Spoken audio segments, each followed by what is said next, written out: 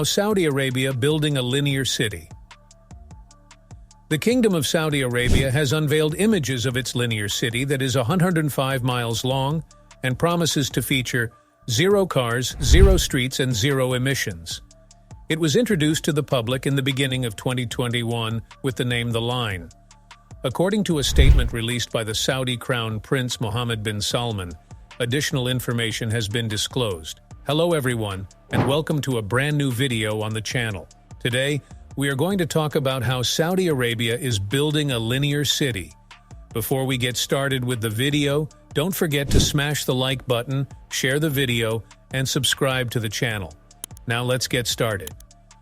At the opening of The Line, which took place a year ago, we made a commitment to a civilizational revolution that prioritizes human beings and is founded on a significant shift in urban design. A paradigm for the preservation of nature and the enhancement of human livability will be created by the plans that were revealed today for the vertically tiered communities that will be located within the city. These designs will challenge the traditional flat and horizontal cities. Within the context of contemporary urban life, the line will address the difficulties that humankind is currently facing and will shed light on alternate ways of living. A number of people are referring to it as a massive dystopian wall in the desert. Given that Saudi women are required to have a male guardian, it is also possible to point out that it is not conceivable for a young woman to actually travel around Saudi Arabia by herself, wearing jeans and a t-shirt, as depicted in the movie. For the time being, however, let's put that aside and examine how the idea has developed over time. We mentioned in a previous piece that we had written on The Line that the concept of a linear metropolis makes a great deal of sense. La Ciudad Lineal, which was constructed in 1882 and centered on a streetcar line, was the first of its kind in Madrid. A description of Road Town was written by Edgar Chambliss in 1910.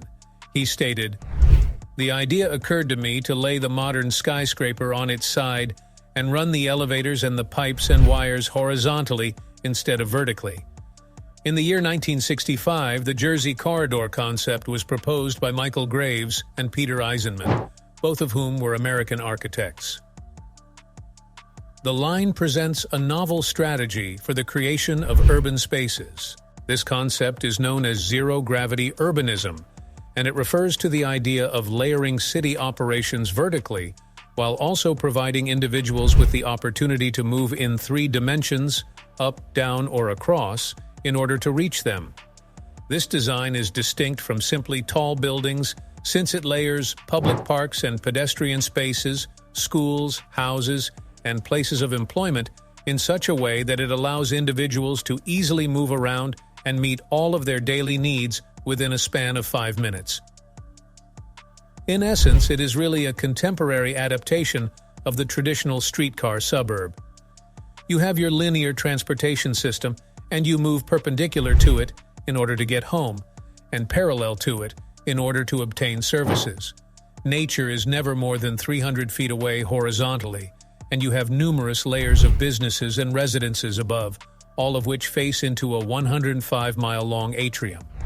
The only exception to this rule is when you add the vertical dimension. Within a 2-minute walk through its varied open spaces, which are suspended on numerous levels, our forward-thinking design provides instant and uninterrupted access to nature. Everyone should have equal access to the pure vistas of the natural landscape, mountains, and sky that surround them, and urban growth should be avoided thanks to a smaller infrastructure footprint. The Line will have an outer mirror facade that will provide its distinctive personality and allow even its small footprint to blend with nature. On the other hand, the interior will be constructed to create extraordinary experiences and magical moments. For the purpose of developing this new design for the city of the future, it will be constructed by a group of architects and engineers who are known all over the world, and they will be directed by Neom. They do not disclose the identities of the architects and engineers who were responsible for putting together this idea. But whoever was responsible for the architectural renderings deserves to be recognized all over the world. The late Sid Mead could have appreciated these. In addition, the renderings bring to mind the O'Neill cylinder renderings that were created by Don Davis and Rick Giudice for NASA in the 1970s. Both of these renderings depict cities that are self-contained and can be found in adverse situations. This one is filled with parks, swimming pools, and a wedding that is not at all Saudi in nature, which may be found in the bottom right corner. Chambliss wanted people to walk perpendicular to it into countryside, and it is difficult to argue with its objectives, regardless of whether or not this is the most ideal spot to install the line. The designs of the line are a representation of how metropolitan areas will look in the future, when traffic, automobiles, and pollution are eliminated from the environment. It will operate entirely on renewable energy and place a higher priority on the health and well-being of its inhabitants than it does on transportation and infrastructure, just like conventional cities do.